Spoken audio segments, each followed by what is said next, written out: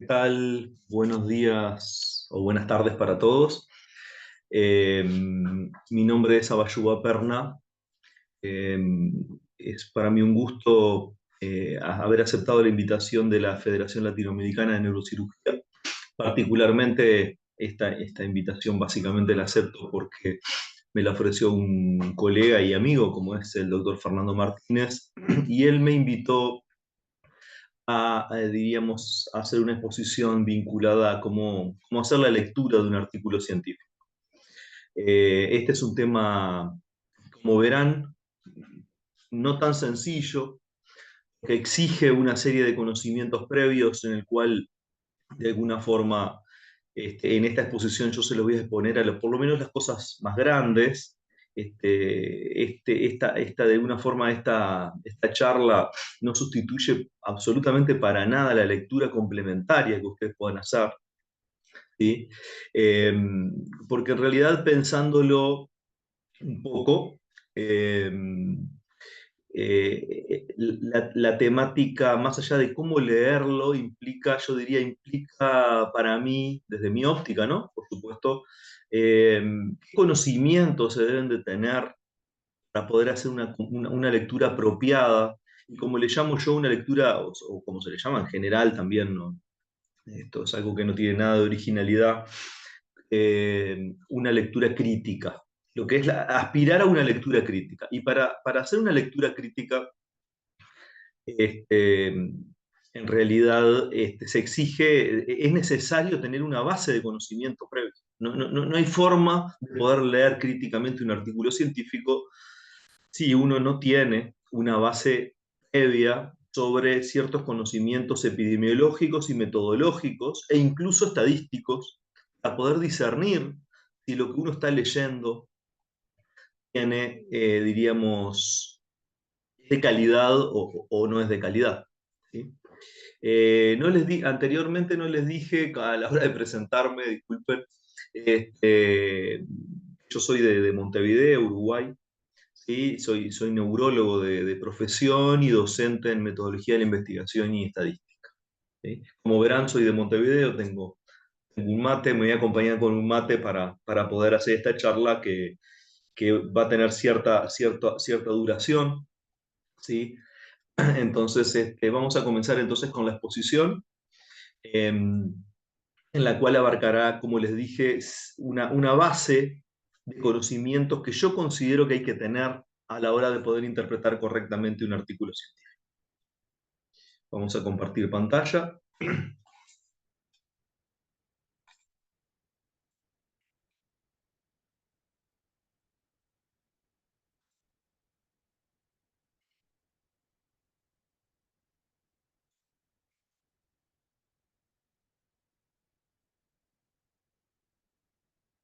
Bien, una vez compartido pantalla, acá tenemos entonces la presentación de lo que les voy a mencionar. Y vamos a las cosas más básicas y seguramente bastante obvias para todos ustedes. ¿Cuál es la estructura básica de un artículo científico? El título, eh, en el cual, estas son cosas que voy a decir muy rápidamente, ¿no? Porque son bastante obvias. El título tiene que representar lo que realmente es el contenido del artículo, ¿sí? Muchas veces eso no sucede. Claro, uno puede terminar afirmando eso una vez que lo leyó y lo interpretó. El abstract es un resumen y que de la misma forma que lo que hice, las consideraciones que hice con respecto al título, debe representar adecuadamente el contenido del artículo.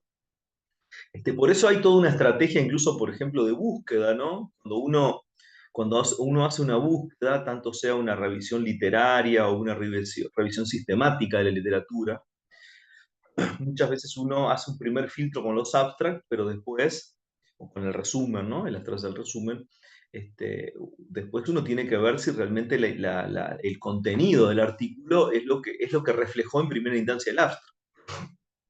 Eso, cuando viene publicado de una buena revista, con un arbitraje serio, generalmente siempre, eso se da siempre porque es chequeado, pero bueno, puede suceder en alguna instancia que no lo sea. La introducción del artículo científico es el artículo de alguna forma ahí se plantea lo que es la importancia del tema, la pertinencia del tema, y un esbozo del marco teórico, de los aspectos principales del marco teórico. Generalmente la introducción en un artículo científico es corta, y ahí se plantea básicamente la importancia del tema, por qué se quiso estudiar ese tema, algún background mínimo de los conocimientos previos o es el estado actual del conocimiento con respecto a ese tema, y generalmente agregado al final se ponen los objetivos. Los objetivos en general en un artículo científico no están puestos en un capítulo aparte, sino que van al final de la introducción. La metodología, que es lo que yo voy a hacer más hincapié hoy, es esa parte de los artículos que muchas veces están en letra chiquita, que nadie lee, y que es esencial, absolutamente esencial para poder luego comentar y analizar un artículo. Y yo me voy a detener, básicamente esta charla va a ser detenerme en la metodología. Los resultados, la discusión, que es la interpretación de- del trabajo, y bueno, y a veces hay un ítem agregado de conclusión. Lo primero que nosotros debemos saber cuando vamos a leer un artículo es qué tipo de trabajo o qué tipo de estudio se hizo. Y para eso tenemos que, evidentemente, perdón, evidentemente tenemos que saber cuáles son los tipos, por lo menos los titulares de los tipos más importantes de estudios que hay en metodología. Acá yo voy a hacer un parate, un segundo, antes de comenzar con los diferentes tipos de estudio, porque es para recordarles que en realidad las dos grandes ramas que hay en investigación es, por un lado, la cuantitativa. Los médicos generalmente estamos casi exclusivamente volcados hacia esa rama de la investigación, pero hay toda una rama muy importante y que a veces en determinadas temáticas es muy pertinente hacerlo, que son las ramas de la investigación cualitativa. Eso tiene mucho preponderancia en ciencias sociales, en psicología, pero también lo puede tener en medicina. Es imposible en una charla de este tipo abarcar los aspectos fundamentales de la investigación cualitativa, pero quería remarcar eso como punto de partida de que en realidad vamos a hablar exclusivamente de lo que es la investigación cuantitativa. ¿Cómo se pueden dividir los estudios en epidemiología? Según los objetivos del mismo, en descriptivos o analíticos. Acá hay un punto de corte en cómo considerar uno u otro. A veces puede haber más de una visión. Nosotros generalmente decimos que cuando hay una hipótesis implícita y se va a testar esa hipótesis en el trabajo, se va a poner a prueba esa hipótesis, el estudio es analítico. Según la participación, capaz que podría ser según la intervención, según el que exista una intervención o no, el estudio se divide en experimental u observacional, ¿sí? Eso hace un corte muy grande en los diferentes tipos de estudios que hay en epidemiología, ¿sí? Donde según las reglas que nosotros, o que hoy por hoy sigue la ciencia, los estudios experimentales tienen una evidencia más alta jerarquía. Eso tiene sus matices, por supuesto, pero bueno, para saber. Según el periodo de la encuesta, yo diría básicamente si existe un seguimiento en cada paciente o no, un seguimiento real, tanto sea prospectivo o retrospectivo, los estudios se pueden clasificar en longitudinales o transversales. El estudio transversal es aquel en el cual el sujeto es valorado en una sola oportunidad. No quiere decir que todos los sujetos sean evaluados en el mismo día, ¿no? Un estudio transversal puede durar cierto tiempo, pero no hay un seguimiento individual de cada sujeto. Bueno, y según el sentido en que fueron recabados los datos en prospectivos y retrospectivos. Acá hay algunos tipos, yo les voy a hacer una breve mención de los principales estudios para tener noción. El estudio experimental, diríamos, clásico es el ensayo clínico controlado. Les voy a hablar ahora un poquito más adelante de esto, mínimamente. Y los estudios no experimentales o observacionales, bueno, vamos a ver que hay un montón, pero bueno, estos son los más clásicos, los de Cortes, que en realidad es una bolsa que incluye distintos tipos de estudios. los estudios de casos y controles, un estudio clásico en medicina, y los estudios transversales. Hay otros tipos de estudios que son muy importantes. ¿Por qué yo menciono todo esto? Y porque la lectura crítica va a variar en función del tipo de estudio. No es lo mismo leer críticamente un caso, el reporte de un caso, que leer críticamente un metaanálisis. Por supuesto que se exige mucho más conocimiento previo para leer un metaanálisis, ¿sí? Acá tenemos el reporte de un caso, considerados de baja evidencia, sirve para publicar algún caso clásico, alguna rareza, tiene muy baja evidencia, al igual que la serie de casos, por el alto riesgo de que la población esté sesgada, y la serie de casos son, por más que sean muchos casos, son estudios que son considerados también de baja evidencia. Los estudios ecológicos les voy a mencionar un poquito más adelante, algo mínimo. El metaanálisis, que es lo que es la síntesis de la evidencia en medicina, desde el punto de vista cuantitativo y analítico. Los estudios relacionados con pruebas diagnósticas, prácticamente no voy a decir nada de estos, es todo un capítulo, ¿sí? A ver, analizar todo esto lleva un curso entero, lleva mucho tiempo aprenderlo.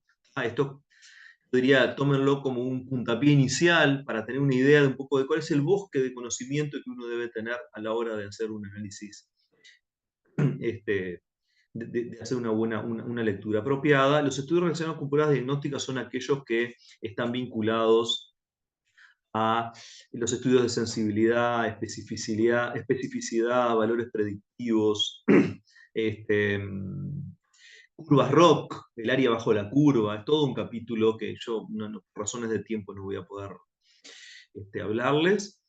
Los estudios cuasi experimentales son aquellos estudios que no tienen grupo control, donde se trata de una corte única, son estudios que son bastante usados hoy por hoy en medicina, y que a veces tienen un vínculo con lo que al final el RWE, que es la Real World Evidence, los estudios de vida real. Hay que mencionarlos necesariamente porque es algo que se viene en función de la mejoría de los registros de información médica. En realidad son estudios que están cada vez más en boga y se van a terminar a la larga imponiendo con una importancia fundamental. El ensayo clínico controlado, clásico, hay muchas variantes de esto. Básicamente estudia dos poblaciones, donde hay un tiempo igual a cero, porque ese es el tiempo que se hace la intervención. La intervención le hace como el tratamiento. En el caso de un área quirúrgica puede ser obviamente la cirugía, en la cual se distribuye aleatoriamente hacia un grupo o hacia otro, ¿no? Eso es fundamental, ¿no? El ensayo clínico controlado, aleatorizado, es fundamental que se cumpla ese requisito o prerequisito para que sea válido. Y después se sigue en la evolución en el tiempo y se compara si la evolución es diferente para comparar tratamientos, ¿sí? Son estudios de alto nivel de evidencia cuando están bien hechos. El enmascaramiento es cuando lo que se llama, esto se aplica más a fármacos, es más, obviamente, es prácticamente imposible hacerlo para un acto quirúrgico. Es lo que cuando se llama que un estudio puede ser doble ciego, triple ciego, simple ciego, en el cual, en el caso del simple ciego, el paciente no sabe, solamente el paciente no sabe qué tratamiento se le aplica, el doble ciego no sabe ni ni el investigador ni el paciente, y en el triple ciego es aquel en el cual el que analiza los datos tampoco sabe a qué tratamiento se asignó, o digamos, cuál es el tratamiento que se está asignado, en el cual se está estudiando. Hay diseños cruzados, obviamente son estudios caros. La principal limitante, bueno, está el sesgo de participación de voluntarios, por supuesto, y a veces, la gran barrera que hay acá es la barrera ética, que afortunadamente existe. En la cual, en general, a veces muchas cosas en medicina no se pueden estudiar de forma experimental porque hay una barrera ética que, reitero, afortunadamente lo impide. No me puedo extender en esto, sigo para adelante. Esto es un detalle de cuáles serían las dos tipos de preguntas que responde, no viene el caso. Sigamos para adelante. De los estudios no observacionales, el estudio de corte, acá tenemos estudio de cortes y estudio de corte. El que es considerado de más alta evidencia son los estudios de corte prospectiva, donde la población se divide en expuestos y no expuestos, y se sigue. Estas diapositivas están, yo siempre digo que son muy útiles porque en el dibujo está la hipótesis implícita, ¿no? Digamos, si yo asumo que hay un factor de riesgo o lo tengo como hipótesis que favorece la probabilidad de tener una enfermedad, yo voy a testar esta hipótesis, que los expuestos tengan, luego de un periodo de seguimiento y luego un periodo de exposición, que esto es muy variable en función del problema que yo esté estudiando, van a tener una más alta proporción del problema en comparación con aquellos no expuestos. ¿Sí? Esto también está implícito cuando uno ve esto, habla de que también hay problemas en los no expuestos. ¿Esto por qué es así? Porque, bueno, pues las enfermedades son multifactoriales. Y en nosotros, en los científicos, en los investigadores, está ponerle cuál es el peso de ese factor. Porque un factor puede ser un factor de riesgo, pero aportar muy poco a la sumatoria de casos. ¿Sí? Entonces también uno debe ver cuál es la significación clínica de los factores que estudia.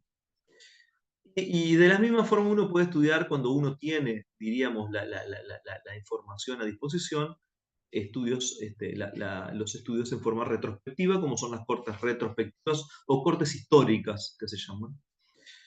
Como en ambos son estudios longitudinales, porque en ambos casos, tanto sea prospectivo o retrospectivo, hay un seguimiento.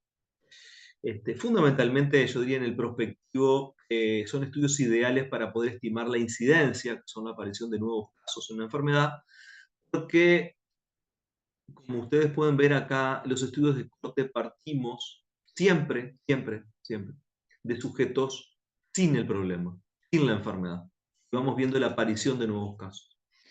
Al contrario, voy a volver un segundo para atrás, los estudios, los ensayos clínicos controlados, todos nuestros pacientes que son incluidos, todos los sujetos que son incluidos en el estudio, todos tienen el problema. Todos tienen la patología o la enfermedad en estudio.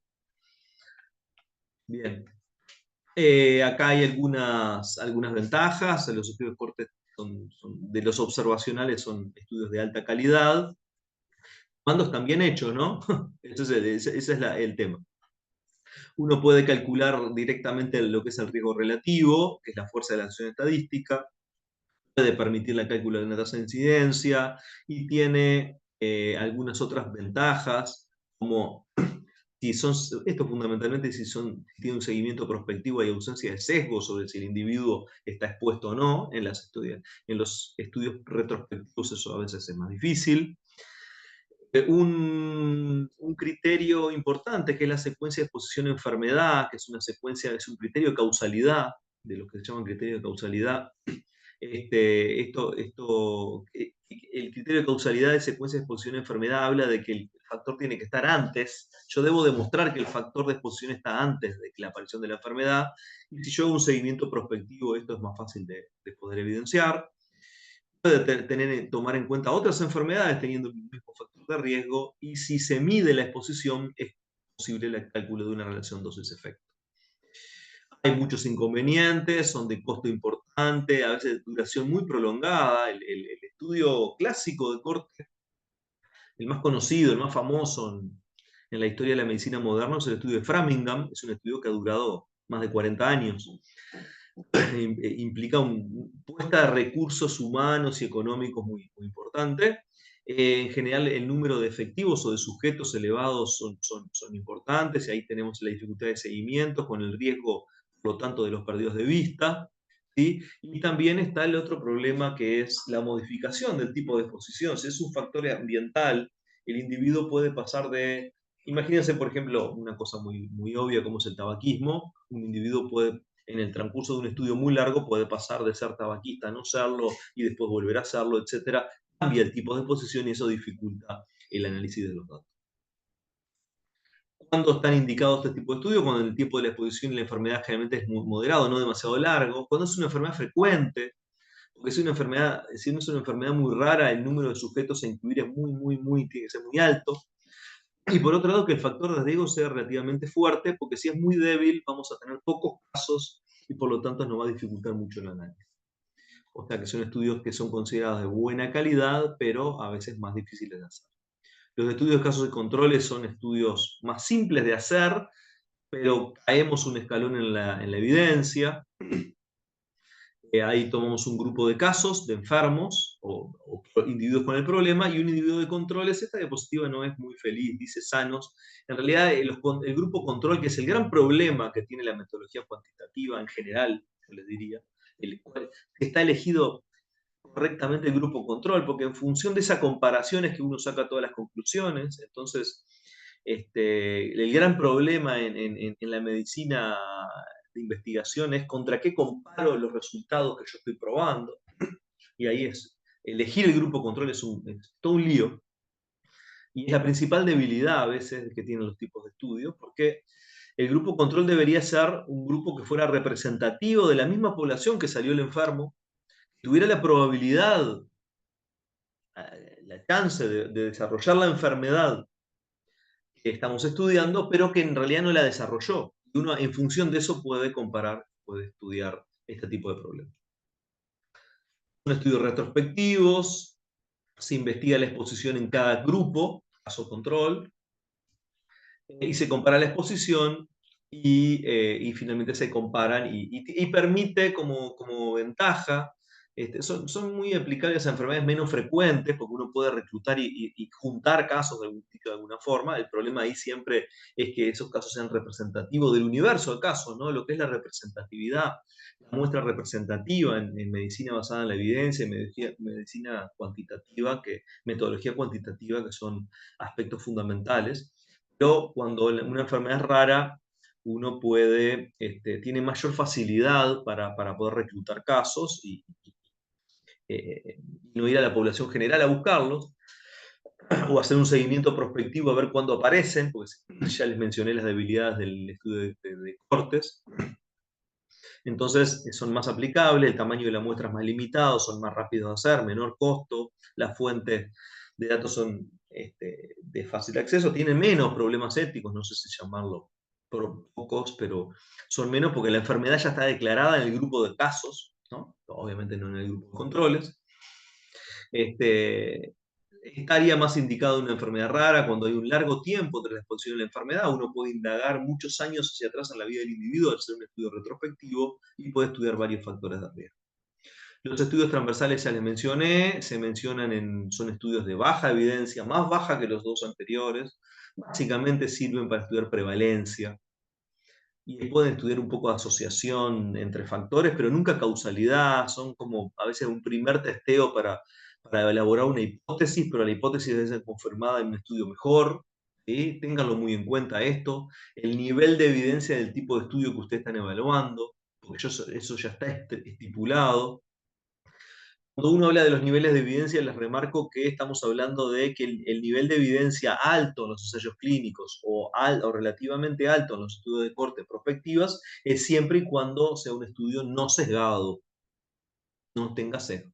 Y ahí está nuestro desafío como lectores de un artículo, es identificar si ese estudio está potencialmente sesgado por algún sentido. En los estudios transversales se recoge información una sola vez por cada individuo, y está indicado una enfermedad relativamente frecuente, están vinculados fundamentalmente a los estudios de prevalencia. Tienen algunas ventajas, como son éticamente seguros, y están bien diseñados, como siempre, pero establecen, como les mencioné, asociación, nunca causalidad, y está sujeto a otro tipo de sesgos que no me puedo extender acá por razones de tiempo. Los reportes de caso único, son estudios que son simples en el diseño, útiles para la detección de casos raros, tienen un alto riesgo de sesgo, sirven para formular hipótesis y tienen un bajo grado de evidencia científica. O sea que nunca saquen grandes conclusiones por leer un estudio de un solo caso. Les puede servir como algo interesante, anecdótico a tener en cuenta, pero no como una prueba de que las cosas en medicina sean así. Perdón, voy para atrás. Los estudios de metaanálisis es la síntesis de la evidencia, implica la revisión sistemática de la evidencia en medicina.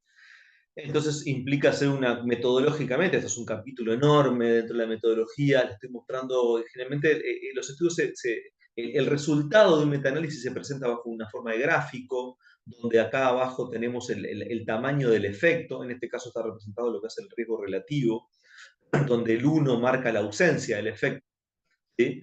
Y estamos viendo cuál es el efecto encontrado para ese factor estudiado con su intervalo de confianza para cada uno de los estudios, en este caso lo que se llama la gráfica de Bosque. Cada estudio muestra el efecto con su intervalo de confianza y mediante un análisis estadístico apropiado se puede estimar un efecto medio de la sumatoria de todos estos estudios para hacer una síntesis de la evidencia. ¿Cuál es el gran problema de esto? Esto que viene a continuación, que es el sesgo de publicación. Está absolutamente demostrado, y eso también lo tienen que tener en cuenta a la hora de hacer una lectura crítica de un artículo, que un estudio que encuentra, que confirma hipótesis o que encuentra diferencias tiene mucho más probabilidad de ser publicado. Entonces, cuando nosotros hacemos una búsqueda en las distintas motores de búsqueda, como puede ser PubMed, Cielo, etc., nosotros tengamos en cuenta siempre que estamos buscando lo que está publicado, no necesariamente todo lo que está hecho. ¿Sí? Y de una forma visual uno a veces puede por lo menos inferir si hay mayor o menor probabilidad de sesgo de publicación.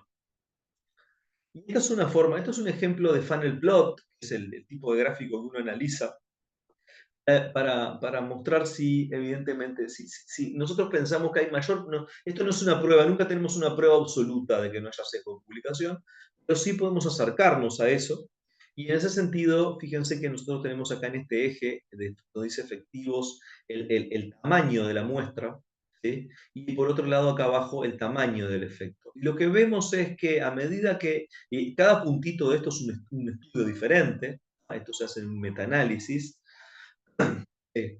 y lo que vemos es que a medida que aumentan los estudios con más cantidad de efectivos o de individuos, los estudios tienden, obviamente dan diferentes resultados, pero tienden a concentrarse en un efecto determinado, ¿sí? Esto habla de que hay menos riesgo o bajo riesgo de sesgo de publicación.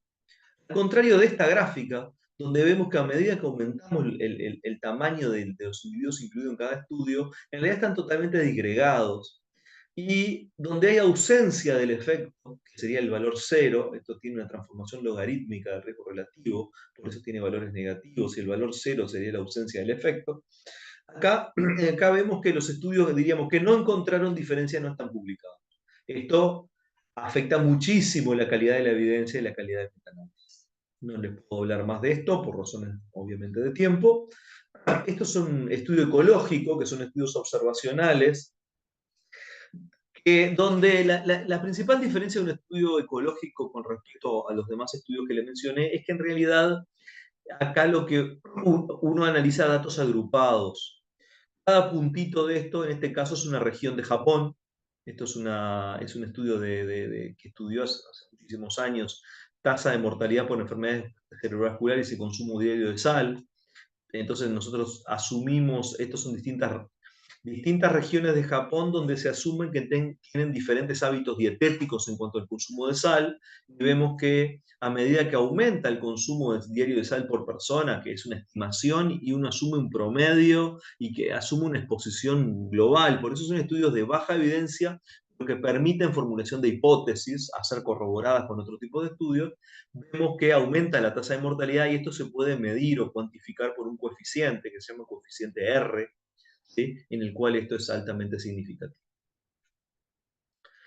De real world evidence es tres palabritas, son datos sobre los efectos de intervención en salud que no se recopilan en el contexto, que esto está vinculado a intervenciones, eso es importante saberlo, ¿sí? Y implican, cuando hay un sistema de registros, en Uruguay en algunas cosas tenemos buenos registros y se puede hacer real world evidence, yo particularmente en parte de mi trabajo es aplicarlo en esto, por eso quiero que ustedes por lo menos tengan una idea, un titular, se lleven una idea básica porque van a comenzar a leer estudios de este tipo, si ya es que no lo han leído, ¿sí? En el cual cuando hay buenos registros, la real evidence se puede obtener de muchas fuentes de datos, como fue el registro de salud electrónico, registro de pacientes, otras fuentes, ¿sí? Y, y por lo tanto implica lo que es el análisis en la vida real, en la aplicación real de determinados tratamientos, que no está sujeto a las estrictas condiciones y a veces ideales condiciones de un ensayo clínico controlado. Esto viene de lo que es la consecuencia del real world data, en donde posteriormente se hace lo que es el real world evidence. Hay distintos tipos de análisis, a veces algunos son estudios observacionales, ¿no? Son estudios siempre son observacionales, es observar lo que pasa en la realidad, eh, requieren métodos robustos de análisis, que no me voy a explayar en este sentido, ¿sí? Y miden efectividad, no eficacia, esto es importante, ¿sí? La efectividad es en la práctica, ¿sí? Entonces, como dice acá, ¿no? La discrepancia observada en los efectos de intervención de salud en la práctica clínica habitual, que es la efectividad en comparativo con los efectos demostrados en ensayos clínicos aleatorizados. Eficacia se conoce como la brecha eficacia-efectividad, que es lo que puede medir la real world evidence, ¿sí? Ayuda a identificar mejor a pacientes que, que se benefician más, a subgrupos de pacientes, hay estimación de beneficios a largo plazo, eh, permite la recopilación de datos más representativos, eh, los resultados pueden recopilar en una variedad de entornos de la práctica médica. Tiene una serie de ventajas que esto, bueno, como les decía, esto cada vez viene más y más. Bien. Y bueno, y acá tenemos algún tipo de estudios como les mencioné. A veces, en algunos casos uno puede equivaler, porque en general uno puede buscar grupos control de real world evidence, pero a veces puede seguir pequeños subgrupitos y a veces se pueden asimilar a como son estudios post-experimentales. Pero esencialmente son estudios, obviamente, observacionales, en la cual podemos hacer comparaciones entre poblaciones sujetas a distintos tratamientos.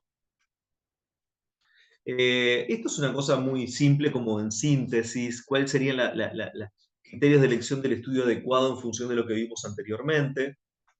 Entonces, según el objetivo del estudio, si quiero investigar la prevalencia, está más indicado un estudio transversal. Si quiero investigar la incidencia, un estudio de corte prospectivo. Si generar hipótesis sobre la influencia de factores de la aparición de una enfermedad, bueno, ahí hay estudios ecológicos, series de casos, caso único. Según el objetivo del estudio, si quiero contrastar una hipótesis entre variables explicables y explicativas, observacionales, sobre todo longitudinales. Efectividad de un fármaco o de un tratamiento, obviamente un ensayo clínico. Recursos limitados para un estudio analítico, estudio de casos y controles. Un estudio transversal, si quiero, si quiero reclutar un grupo de casos con una determinada afectación de una enfermedad. Una exposición profesional particular en estudio de corte. Si una enfermedad es rara, estudio de casos y controles. Si es frecuente, estudios de corte. Si el tiempo, la demora entre la exposición del factor y la aparición de la enfermedad es largo, mencionamos que los estudios de casos y controles son más prácticos, más fáciles de aplicar. Si es corto, un estudio de cortes.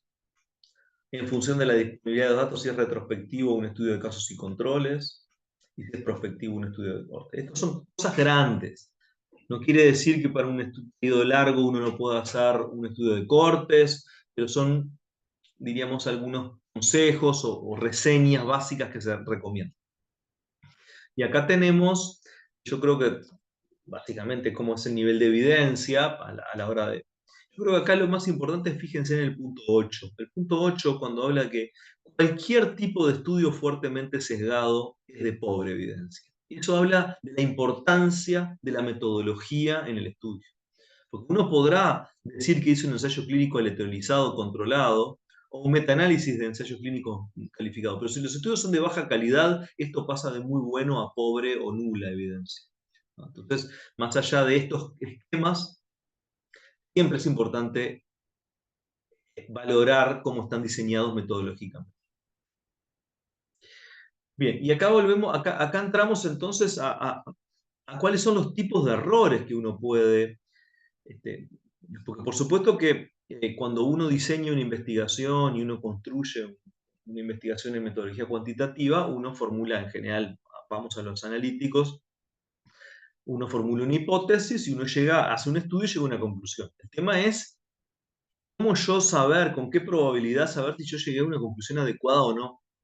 Y ahí jugamos con los tipos de error que hay en metodología cuantitativa, de los cuales hay básicamente dos grandes. Uno es el error aleatorio. El error aleatorio es aquel inherente a trabajar con muestras.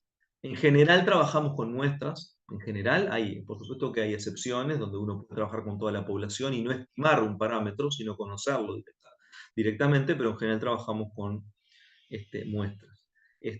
A veces uno puede llegar a una conclusión errónea simplemente por el azar. ¿Sí? Es un error debido a la variabilidad biológica, la variabilidad de instrumento de medida, variabilidad del observador, que tienen que minimizarse. ¿Sí? El error aleatorio yo no lo puedo, obviamente, controlar, porque es aleatorio, viene del azar, pero sí lo puedo cuantificar con las pruebas de significación estadística. El error sistemático sesgo es el error metodológico, es el error del diseño de la investigación, es donde uno tiene que estar más ahí, más finito a la hora de poder, diríamos, analizar y mirar con lupa el trabajo, a ver si yo puedo considerar por lo que te cuenta el artículo, si el estudio es metodológicamente correcto o no. Como puede ser error en la selección de los individuos, sesgo de selección, error en la medición de las variables, que es el sesgo de información. ¿Cuáles son algunas formas de minimizar el error aleatorio? Aumentando el tamaño muestral. Esto yo ahora voy a hacer algunas consideraciones con respecto a esto, que no son menores, porque tienen que saberlas, ¿sí? Que son las distintas ópticas que hay a la hora de analizar los datos. Básicamente lo que es la visión de la estadística, yo diría tradicional, que es la estadística frecuentista, que se llama, versus otro tipo de análisis como puede ser la estadística bayesiana. Son dos formas de enfoque un poco diferentes de analizar los datos. Pero yendo un poco al enfoque clásico, yo puedo minimizar el error aleatorio aumentando el n, ¿sí? Y de esa forma yo voy a minimizar ese error vinculado a la variabilidad por el azar. El cálculo del tamaño muestral, que es algo que uno debería hacer siempre en los estudios analíticos, tienen siempre es aproximativo, siempre, nunca es un valor exacto. ¿Sí? Y para conocer, para incluir los datos en la fórmula de tamaño muestral, lo paradójico de esto es que uno debe conocer a priori cuál sería el resultado esperado. Ahí dice observado de la comparación final, que es el resultado que yo supongo que voy a encontrar. Yo para poder estimar mi tamaño muestral, yo tengo que tener una idea de lo que voy a encontrar.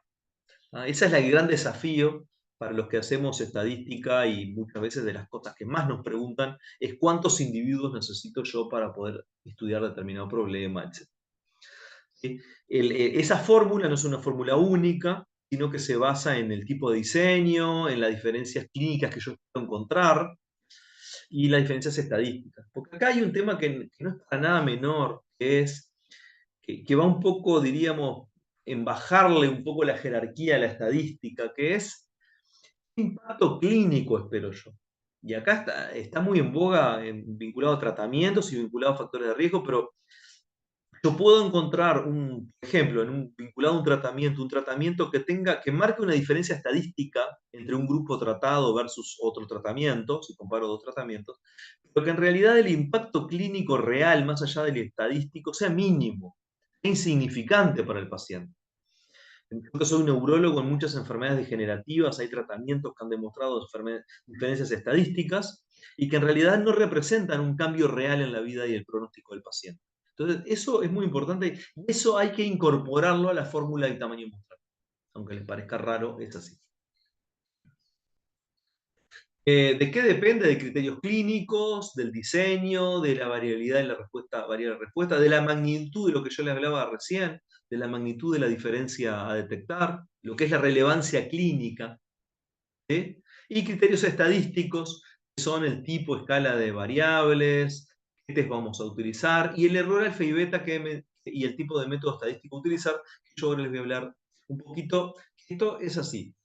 Vinculado a lo que es la hipótesis nula y la hipótesis alternativa. Esto es importante porque no es lo mismo el margen de error que yo manejo en función de lo que yo vaya a encontrar. Y esto es fundamental. Esta diapositiva, yo les diría, capaz que esta es la diapositiva más importante de toda mi charla. ¿Sí? Fíjense en acá, yo cuando me voy a, cuando yo tengo una hipótesis, ¿sí? X sobre determinado problema en salud o en la ciencia, y yo hago el estudio. ¿Sí? Por supuesto que la hipótesis esa es cierta o falsa, esa es la realidad, pero yo no conozco la realidad. Yo hago un estudio para aproximarme a esa realidad. Por lo tanto, cuando yo llego al final de ese estudio y yo llegué a un resultado, yo no sé si ese resultado es la realidad. Marca la verdad. ¿Sí? La verdad la tenemos ahí enfrente, pero no la conocemos. Y hacemos un estudio para tratar de acercarnos a ella. En función de eso, hacemos un estudio. La hipótesis nula, la hipótesis nula, lo que es la hipótesis sub cero, es aquella que no encuentra diferencias. Esto es fundamental para entender este cuadro. ¿Tá? Por lo tanto, yo puedo llegar en el estudio, la decisión del estudio, a que se rechaza la hipótesis nula, o sea, acepto mi hipótesis parece ser válida, la hipótesis que encuentra diferencias, o no se rechaza la hipótesis nula, la acepto, ¿sí? Eso quiere decir que no encontré diferencias. Y bueno, y ahí hay 4 escenarios que yo no sé bien cuáles son en la realidad. Diríamos, cuando no rechazo la hipótesis nula o no encontré diferencias, la realidad marca que efectivamente no hay diferencias, yo tomé una decisión correcta. Ahora, si yo no encuentro diferencias y en realidad la realidad me marcaría que la hipótesis nula es falsa, yo estoy cometiendo lo que se llama el error tipo 2 o beta. O sea, hay un margen de error cuando yo encuentro diferencias. Es diferente que cuando yo las encuentro. El error tipo beta en metodología frecuentista y cuantitativa se fija en un 20% aproximadamente para el cálculo del tamaño muestral. Al contrario, el error tipo 1 es cuando yo rechazo la hipótesis nula, o sea, encontré diferencias, ¿sí? En realidad me marca que la realidad es que la hipótesis nula es cierta, o sea que no había diferencias. Y ese es el error tipo 1, la probabilidad alfa, que se marca generalmente en un 5%, aunque esto es discutido. ¿Sí? Aunque esto es discutido, y hay algunos que dicen que debería marcarse en un 0,5%. Por supuesto que si yo rechazo la hipótesis nula y la hipótesis nula es falsa, yo tomé la decisión correcta. El gran problema son estos dos casilleros de error tipo 1 y tipo 2 y saber qué probabilidad tengo yo de estar cayendo ahí. Y acá tenemos entonces un poco la dicotomía entre lo que es el análisis frecuentista y bayesiano. Ahora les voy a poner un ejemplo un poco burdo para que entiendan un poco, por lo menos la magnitud del problema, que es un tema, porque básicamente la medicina hoy por hoy ha caído en- en- yo diríamos que este, darle demasiada importancia a lo que es el valor P, ¿sí? Eso puede ser, lo que yo les voy a decir puede ser discutible, yo les voy a dar mi visión personal de haber estudiado esto durante muchos años, y creo que uno tiene que mirar el enfoque justamente con la mentalidad abierta y tratando de comprender el problema. ¿Sí? No se asusten con estas diapositivas, simplemente para darle un poco la magnitud de los estrés estadísticos básicos que hay. Uno al leer un artículo científico debería asesorarse mínimamente si los test que se aplicaron son correctos o no. Es imposible a veces saber todo, por supuesto, mucho más si uno se dedica a operar o a ser cirujano y a aprender estas cosas es difícil, pero también es importante saber si los test estadísticos que se aplicaron son los correctos. Necesariamente uno tiene que saberlo. Simplemente estas diapos son para eso. Ahora, fíjense esta situación que yo creo que es muy ilustrativa.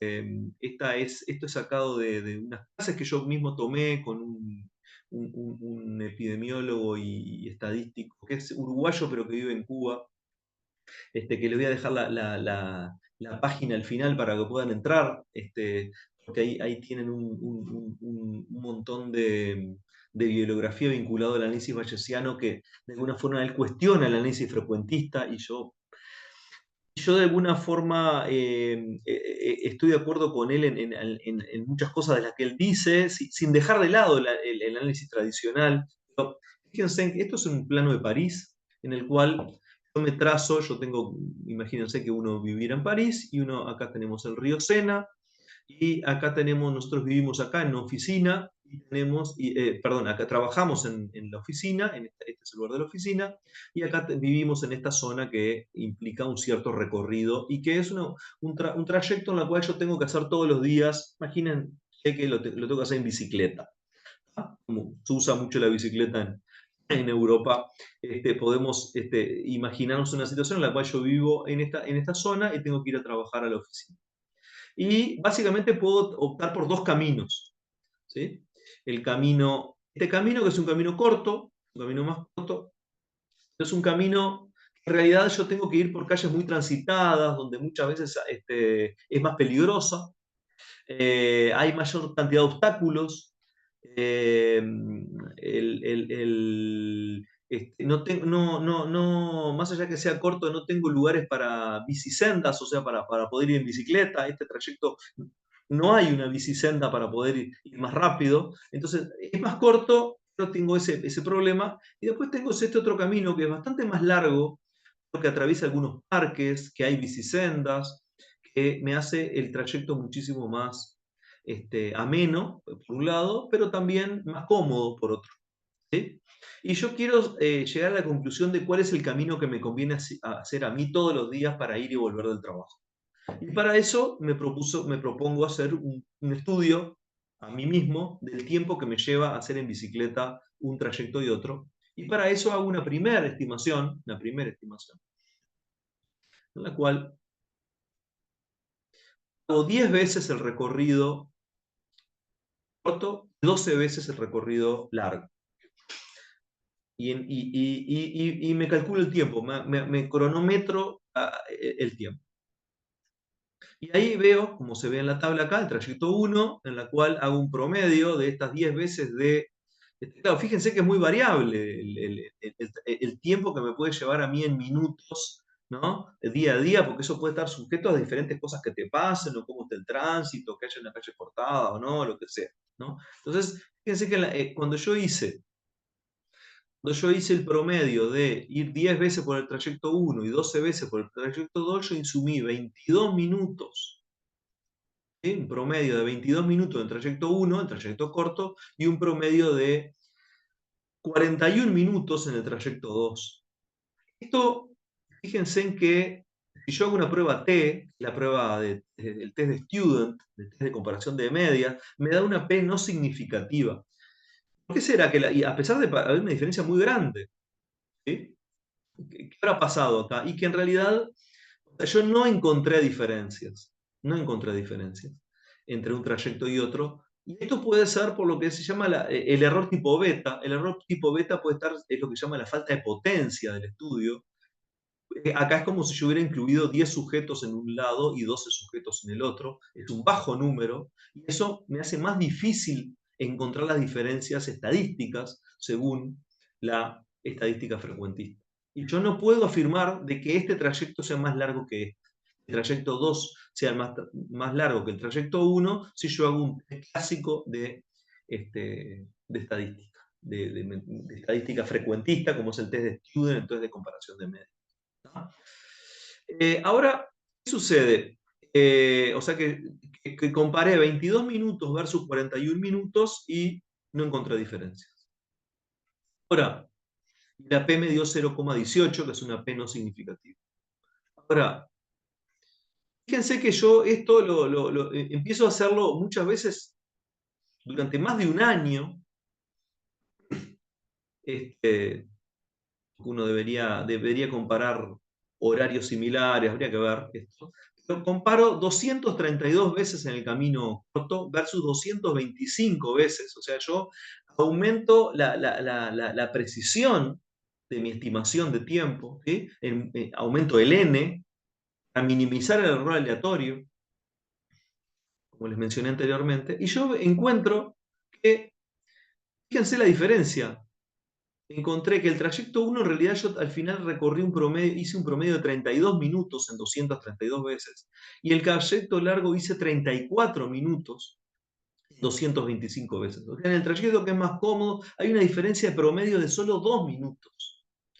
Cuando hice la prueba durante tantas veces, aumentó tanto el n. Y esta p, en realidad, si hago el test de estadística, me da significativo. Es una p igual a 0,02. O sea que, ¿a qué encontré yo acá? Encontré una diferencia significativa que no es relevante. Ese es el tema. Y esa es una de las grandes críticas que se hace a la estadística frecuentista. Porque en realidad, si yo aumento infinitamente el n, yo siempre voy a encontrar diferencias en estadística frecuentista. Por eso es tan importante que ustedes apunten a ver cuál es el impacto. ¿Tiene un impacto hay una diferencia entre 2 minutos que haga un camino en bicicleta entre mi oficina, entre mi casa y mi trabajo todos los días? Y en realidad no tiene impacto. ¿Sí? Sin embargo, esa diferencia es estadísticamente significativa. Traten de llevar eso a algunos estudios que ustedes han leído. O sea que este 34 minutos es significativamente mayor a 32 minutos. ¿Sí? Acá fíjense que este camino está colmado de dificultades, con muchos autos, etc. Y en el otro yo voy tranquilo por la orilla del río, por lo menos, no, por algún parque, paso, veo la Tour Eiffel, hago un camino más lindo y prácticamente no hay diferencias en tiempo. Acá está Carlos Silva, es el epidemiólogo uruguayo-cubano que ha puesto este ejemplo que me parece sensacional de la forma que ilustra la importancia, la implicancia que tiene el valor P a veces en medicina. O sea, acá creo que mientras me tomo un mate pueden ver esta diapositiva, ilustrarse en esta diapositiva, que es a veces el impacto real del problema y la historia que yo me monto, ¿no? A veces uno puede sobreestimar la importancia de un efecto. En función, si yo me baso solamente en lo que es el valor P. ¿De acuerdo? Este, eso por un lado, por la parte de azar. De estadística bayesiana, la estadística bayesiana es un poco diferente, establece probabilidades a priori en función de la probabilidad posteriori, es un poco más complejo, no te da un valor P, no da un valor P, ¿sí? Da una probabilidad de que vaya a suceder. Yo muchas veces, eso no sería capaz que de la forma que uno espera, la comunidad médica espera que se le demuestren las cosas. Entonces, es más difícil de convencer a alguien, es más difícil de que un laboratorio te convenza de que un tratamiento es efectivo si lo vas a hacer por Bayes que por estadística frecuentista, porque lo primero que te tira por la cara es el valor. Dicho esto, pasamos a lo que son las formas de error metodológico, ¿sí? Como puede ser, la clásica es el error de selección.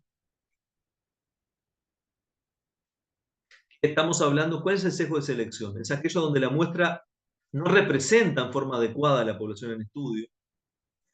¿Sí? Y hay que evitar la selección de personas con enfermedades relacionadas a la variables en estudio, los perdidos de vista, eso es muy importante, en estudios hospitalarios. El sesgo de selección va de la mano de lo que es la representatividad. Uno, ¿cómo podría decirlo de forma sencilla? Siempre uno tiene que pensar cuán representativa es mi muestra del universo de esa muestra. Si yo quiero estudiar pacientes operados de malformación de Chiari, yo tengo que saber si mi muestra de malformación de Chiari operada es realmente representativa del universo de pacientes con ese criterio que yo quiero decir que se tienen que operar. ¿Cuán representativo es? Si no, yo puedo estar cometiendo un sesgo de selección. El sesgo de información es según cómo uno puede medir las variables, cómo recoge la información, ¿sí?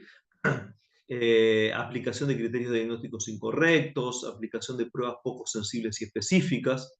¿Cuáles son las formas de minimizar o controlar el sesgo de información? Utilizar instrumentos de medida validados, calibrados, adecuados, para aumentar la validez de la medición. ¿Sí? ¿Qué significa la validez de la medición? Es la capacidad de un instrumento para medir en la realidad lo que pretende medir. Yendo a la práctica, al mundo real, ¿qué sería? Un criterio diagnóstico, por ejemplo. Yo aplico un criterio diagnóstico para tal problema. Bueno, ¿cuál es la capacidad de ese criterio? El instrumento en este caso puede ser un criterio, una escala, lo que sea. A veces un aparato tecnológico. Si realmente está midiendo lo que pretende medir, ¿sí? Si identifica correctamente, si clasifica correctamente los objetos. La precisión o confiabilidad es cuán exacta es esa medición, es cuán reproducible es esa precisión en función de ese diagnóstico. ¿Tá? Por eso la validez hace referencia al grado que un instrumento mide lo que pretende medir y la precisión o confiabilidad hace referencia a la obtención de resultados consistentes en mediciones sucesivas de un mismo fenómeno. Acá tenemos un ejemplo visual que mide. El ejemplo 1, por ejemplo, es un instrumento preciso, varía poco, pero poco confiable, que no da en el diagnóstico. El instrumento 2 es un instrumento válido, diríamos, no está sesgado, pero en realidad pero no es preciso. No es preciso. Y el instrumento 3 sería un ejemplo de un instrumento válido y preciso. Por eso, desarrollar y probar el instrumento de medida es clave en la planificación de un estudio. Bien. En cuanto a y acá entonces hablamos de lo que es la validez interna y externa, que son los conceptos de sensibilidad, especificidad, valores predictivos. No me puedo detener en esto por razones de tiempo, porque yo voy casi una hora de charla. Y los factores de confusión, que algunos discuten si es un verdadero sesgo, se aplica a comparación entre grupos en estudios analíticos. Para que dicha comparación sea válida es necesario que los grupos sean similares en relación de la variable dependiente e independiente, ¿sí? Y a veces uno debe ajustar. ¿Sí? La confusión aparece cuando la asociación observada entre un factor y una respuesta puede ser total o parcialmente explicada por una tercera variable, sobreestimando o subestimando el efecto. ¿Sí? Es la paradoja de Simpson. El factor de confusión invierte la dirección de las acciones. Es como si yo quisiera comparar la mortalidad neonatal entre un obstetra y una partera. Me va a dar y me diera que la mortalidad neonatal en un obstetra es mayor que la de la partera. ¿Y eso por qué va a ser? Y porque el obstetra atiende a otra población, seguramente. Una población que se complicó. Un parto que se complicó. ¿No? Eso es un factor de confusión. Uno no está ajustando riesgo. Por eso es tan importante, para controlar los factores de confusión, hacer análisis multivariados, lo que es en estadística, regresión logística, regresión de Cox, hace análisis ajustados, ajusta por distintos factores y ve el real peso del de los factores que yo quiero estudiar. ¿Sí? O a veces en los estudios y controles el factor de confusión se puede controlar por lo que se llama el apareamiento, aparear por edad, por sexo, para controlar determinados factores y hacer las poblaciones más comparables.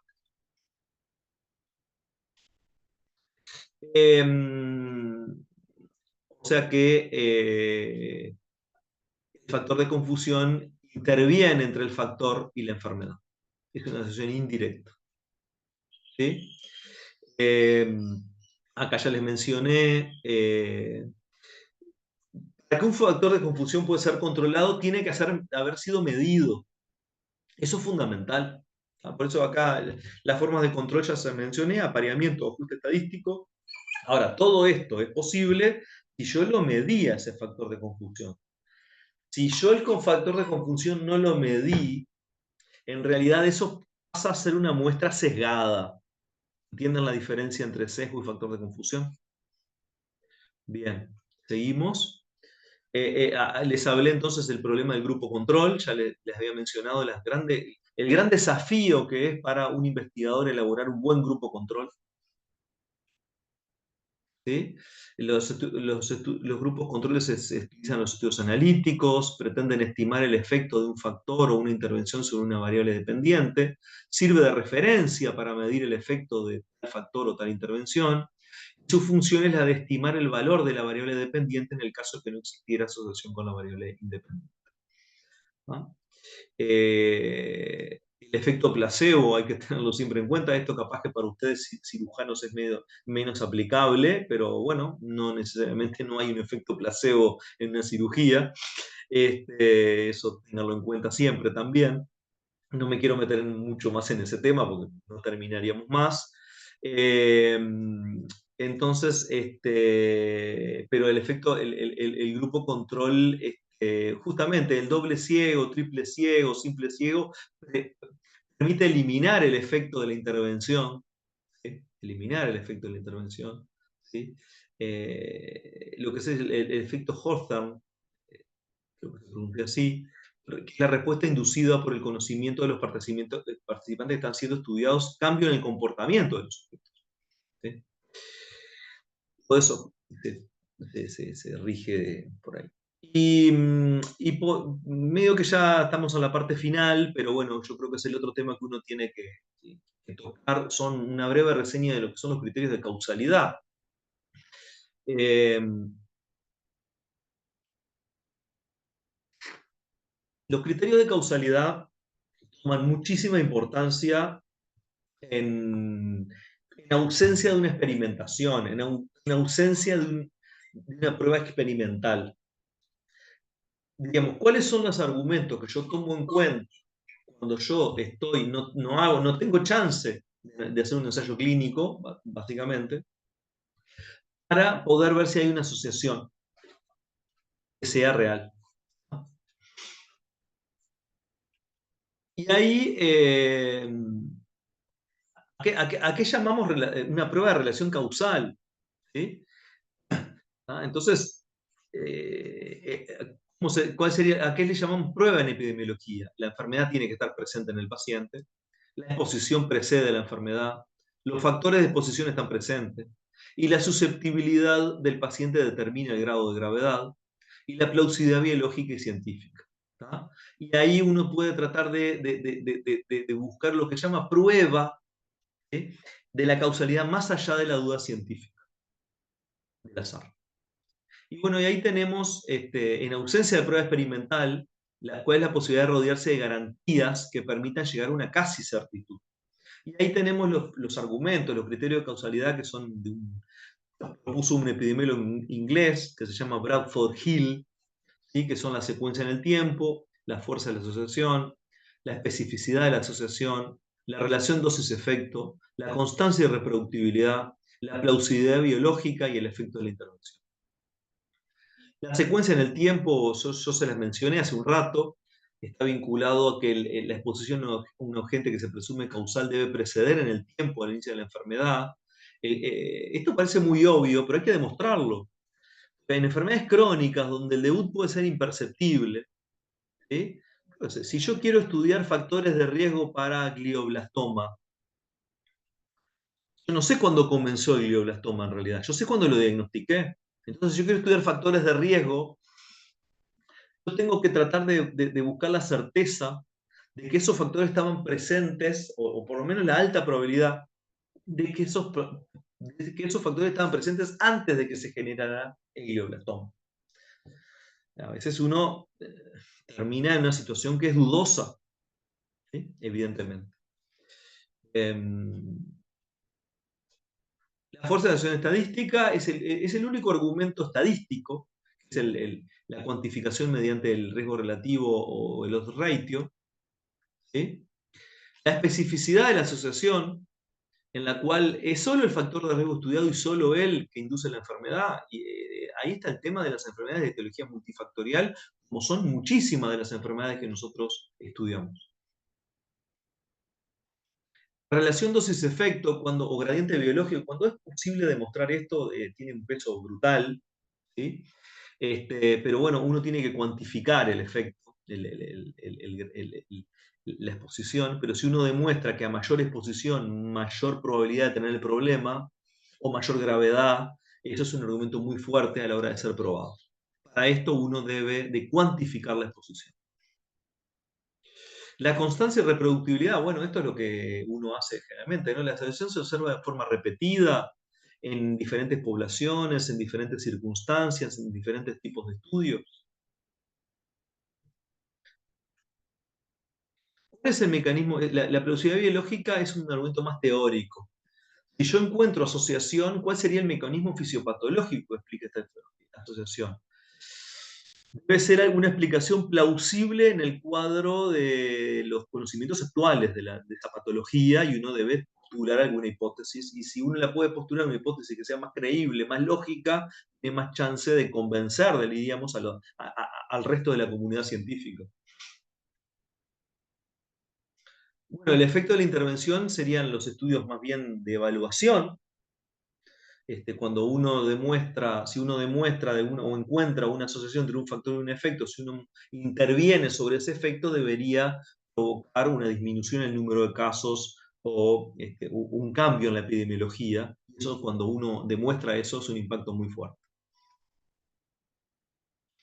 Bien, o sea que algunos argumentos son de naturaleza lógica, secuencia en el tiempo, relación efecto, dosis-efecto, efecto de la intervención. Otras son de naturaleza estadística, uno solo, la fuerza de la asociación.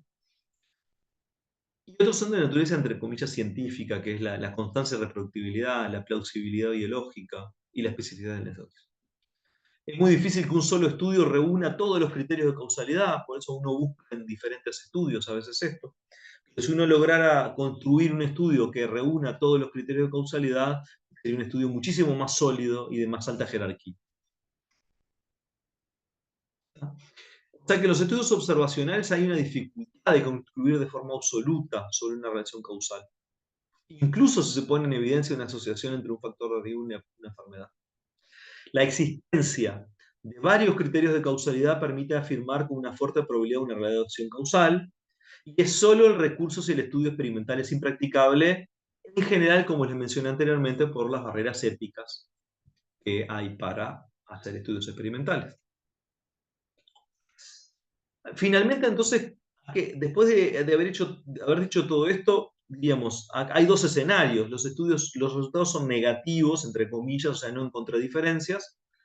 ¿Cuáles son las preguntas o interpretación que yo haría de la interpretación de si los estudios son negativos? ¿El número de sujetos incluidos fue suficiente? ¿Hay una falta, por lo tanto, hay una falta de potencia? ¿Existe sesgo de selección o de información? ¿Eventual factor de confusión? Y yo en realidad llego a la conclusión de que todo esto en realidad yo no encuentro, creo que el número de sujetos es aceptable, la falta de potencia, no hay falta de potencia, no encuentro sesgo aparente importante, no hay factores de confusión evidentes, yo puedo concluir de que lo más probable es que haya ausencia de relación causal. ¿Tá? O sea que las conclusiones son diferentes si yo encuentro o no encuentro diferencias, si yo acepto o no acepto la hipótesis nula. Este sería el caso de que acepto la hipótesis nula. Y los resultados son positivos, o sea, encuentro diferencias. Es el riesgo de rol alfa, lo que le hablé, el 5%, lo que haya por convención, es una cosa arbitraria eso. Hoy por hoy, la mayor parte de los estudios aceptan un riesgo del 5%. Si hay lo mismo que lo anterior, existencia de sesgo de selección de información, eventuales factores de confusión, discutir criterio de causalidad, porque yo este, encontré significación estadística, ¿no? Porque ¿a qué le llamaría resultado positivo o negativo? Asociación estadística. O sea, voy a ir por un lado o para otro según encuentre asociación estadística. Ahí, en el caso que yo no encuentre asociación, no tiene mucho sentido discutir los criterios de causalidad. Ahora, si yo encuentro asociación, es muy importante discutir los criterios de causalidad. Y bueno, y ahí podré concluir si hay existencia o no de relación causal. ¿Sí? Esto se los dejo como para descansar un poco, de ver un poco, como dice acá, lo que los científicos ven y lo que los conspiranoicos ven. ¿Sí? Nosotros vemos tendencias y un estudio diferente es la anomalía. Y bueno, como sugerencia.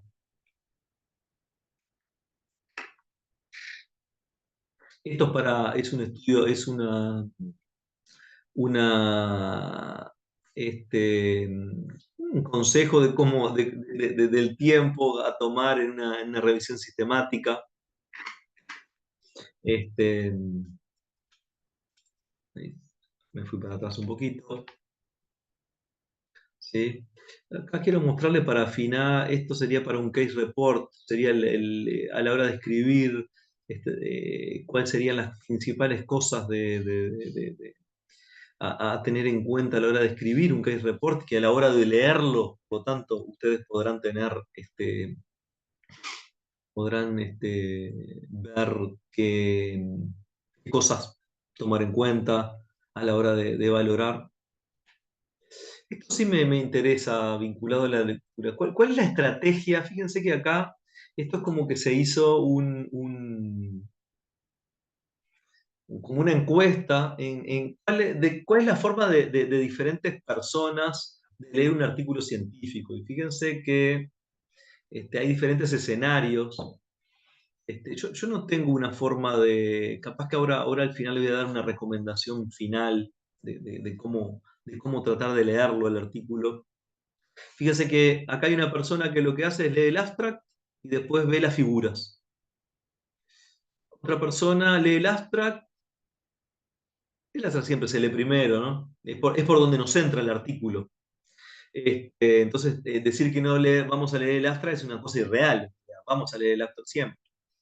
Este, eh, bueno, el título, ¿no? Título va vinculado con el abstract, pero lee el abstract, ve las figuras y después va a los métodos. Y ahí podría sacar las conclusiones. Eh, Acá esta persona va al abstract y va a los resultados con las figuras y tablas. ¿Sí? Esta persona leyó el título, el abstract, luego fue a las figuras y tablas, después volvió a la introducción y después va al primer párrafo de la conclusión. Acá hay otros parámetros. Va al abstract luego de la discusión. Yo no le recomendaría esto. La discusión, ahora al final les digo lo que yo les recomiendo, que no solamente yo se los recomiendo, sino hay otras personas que se dedican a estas cosas. Acá hay otras personas que van más directamente, son centros, lo que llaman centros más narrativos, donde apuntan mucho a la conclusión, a la discusión. Este sería el patrón que yo no les recomendaría. ¿Sí? Al igual que yo recomiendo más este patrón, el patrón uno. Patrón uno que implica prácticamente no leer la discusión, sino que ustedes lo interpreten, ustedes encuentren las debilidades y después que ustedes llegaron a una idea, ahí ir a leer la discusión o las conclusiones de los autores. ¿Sí? Esto es lo que se llama esto creo que es la diapositiva final en la cual, fíjense en que tengo lo que es esto es un lector pasivo y un lector activo, ¿no? El lector pasivo lee todo, ¿no? Abstract, introducción, no lee la metodología, ¿no? No lee la metodología, va a los resultados de la discusión. ¿Sí? Este es el lector en el cual prácticamente, no quiero, a ver, estoy diciendo una cosa muy general, pero es el lector que se va a cuestionar menos las cosas. Y este es el método en el cual se recomienda muchas veces, que es leer el abstract, leer la introducción, ir a las figuras, la metodología, y en función de eso llegar a las propias conclusiones, finalmente compararla contra las conclusiones de los autores. Entonces, de esa forma, uno va a hacer realmente una lectura más crítica. Claro, para hacer esa lectura crítica, hace falta, evidentemente, un cierto background de conocimientos en la cual yo hoy, en esta hora y pico que llego hablando, les hice un punteo de las cosas que uno tiene que tener en cuenta. ¿Sí? Así que bueno, esa es un poco lo fundamental que le quería decir. Creo que ya se hizo demasiado largo todo esto. Eh, Les remarco que según el tipo de estudio va a haber una peculiaridad particular a la hora de leer el estudio. ¿Tá? Estos son conceptos generales y consejos generales. Les dejo acá una página de mi página de YouTube, que tengo alguna charla vinculado a algún estudio en particular de algunas clases docentes que yo colgué en la página, que hay alguna ahí vinculada, hay algunas de enfermedades neurológicas que no le den bolilla, pero hay algunas metodológicas donde yo me explayo un poco más en los distintos tipos de estudios. Dejo de compartir pantalla. Y bueno, muchas gracias, disculpen lo largo, capaz que esta charla la pueden de alguna forma ver en más de una vez, porque se hizo en 1 hora 15 de charla. Pero bueno, espero que haber sido útil y que sea valioso para ustedes para la próxima vez que se enfrente con un artículo científico para leerlo en forma crítica, con cabeza propia, que es lo que uno aspira. Muchas gracias por la invitación este, y que les sea útil el curso.